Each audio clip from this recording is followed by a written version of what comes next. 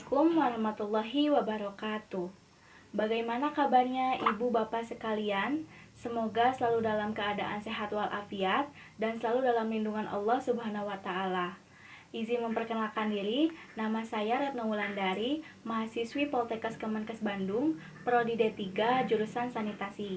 Pada kesempatan kali ini saya akan membahas bagaimana mengendalikan faktor di lingkungan rumah tangga, khususnya lalat rumah. Agar lebih jelas, sebelum itu saya akan menjelaskan terlebih dahulu apa itu pengertian dari faktor. Menurut pasal 1 ayat 4 dalam Permenkes nomor 50 tahun 2017, faktor merupakan binatang arthropoda yang dapat menularkan, memindahkan, dan atau menjadi sumber penular penyakit. Penyakit tular vektor masih banyak terjadi di Indonesia. Penyakit tersebut, jika tidak dapat dicegah, dapat menjadi wabah atau kejadian luar biasa, serta dapat menimbulkan gangguan kesehatan di masyarakat hingga menyebabkan kematian. Salah satu faktor yang akan kita bahas dan faktor yang sering kita jumpai di lingkungan rumah tangga yaitu lalat rumah. Nah, lalat ini termasuk ke dalam kelas serangga.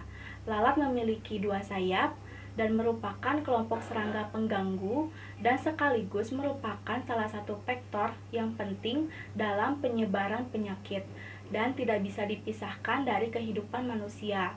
Lalat sering kita jumpai di lingkungan yang lembab, di lingkungan yang kotor, dan di tempat yang bau. Contohnya, lalat itu sering menyukai atau sering berdiam diri di tumpukan sampah yang berserakan di lingkungan rumah kita. Nah, penularan penyakitnya itu terjadi secara mekanis, di mana kulit tubuh dan kaki-kakinya itu yang kotor merupakan tempat menempelnya mikroorganisme dari sampah dan kemudian dibawa lalat dan hinggap pada makanan ataupun minuman. Dari beberapa literatur juga disebutkan setiap kali lalat hinggap di suatu tempat, maka kurang lebih 125.000 bibit penyakit dijatuhkan pada lokasi tersebut. Wah, sungguh mengerikan bukan? Karenanya, jika makanan tersebut dimakan oleh manusia, maka bisa jadi manusia akan terjangkit berbagai penyakit tular vektor, seperti penyakit disentri, penyakit diare, penyakit demam tifoid atau tipes, penyakit kolera, hingga infeksi kulit. Setelah kita mengetahui apa saja sih bahaya penyakit tular vektor dari lalat bagi kesehatan kita, sudah saatnya ibu dan bapak melakukan pengendalian lalat di lingkungan rumah kita untuk mencegah terjangkit penyakit tular vektor lalat. Nah, pengendalian yang dapat dilakukan di rumah kita yaitu salah satunya dengan menjaga lingkungan kita tetap bersih dan meningkatkan sanitasi lingkungan. Contohnya dengan meniadakan tempat hinggap lalat, seperti tidak membiarkan adanya sampah yang berserakan di rumah kita.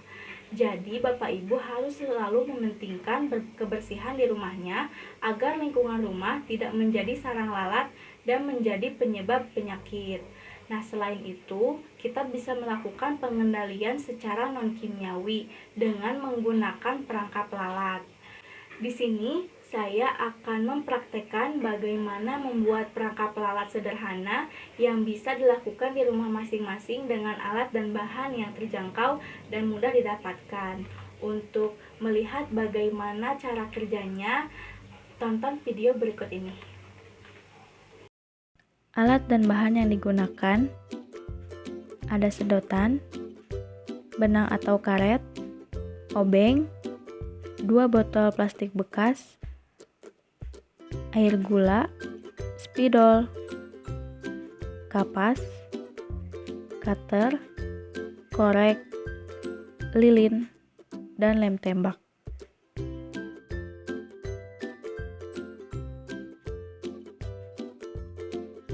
Di sini saya menggunakan 2 botol bekas. Ada botol yang kecil berukuran sedang akan dipotong atau dibagi 2, dan botol yang besar akan dilubangi.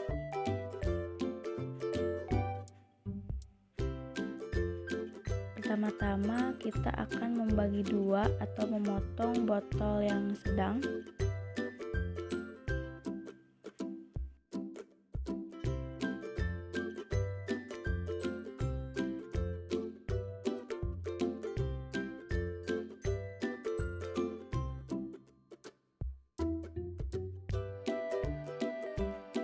Selanjutnya kita akan lubangi botol yang kedua.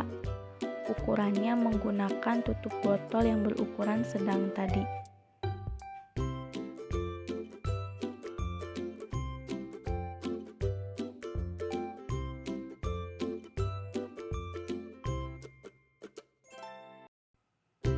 Lalu lubangi botol yang sudah ditandai tadi menggunakan pisau cutter.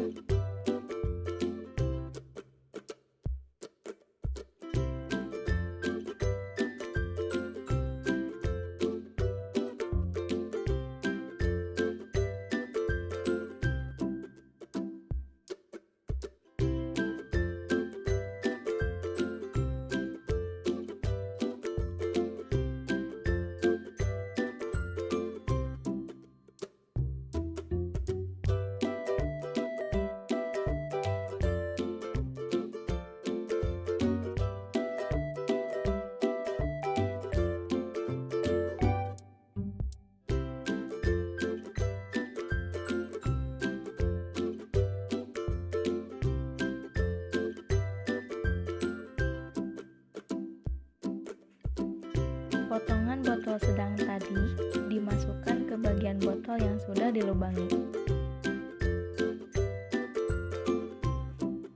Lalu beri lem antara batas botol sedang dan besar menggunakan lem tembak.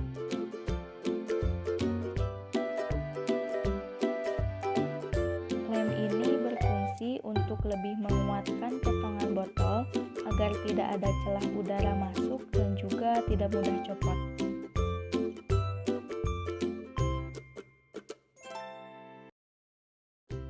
Nah, untuk bagian tutup botolnya saya lubangi untuk jalan masuknya sedotan.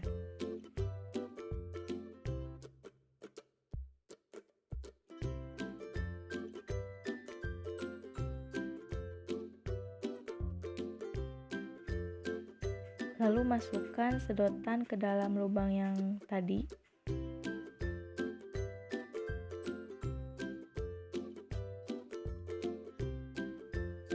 Lalu sedotan ini dibalut dengan kapas untuk menyerap air gula yang akan dimasukkan nanti ke dalam botol, lalu diikat menggunakan karet ataupun tali.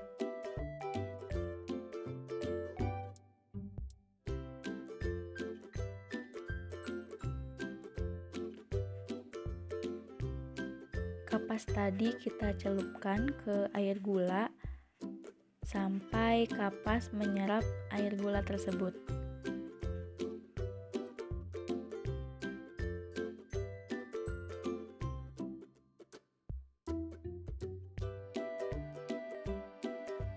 Setelah itu botol ditutup menggunakan tutup botol yang sudah dipasangkan dengan sedotan dan kapas.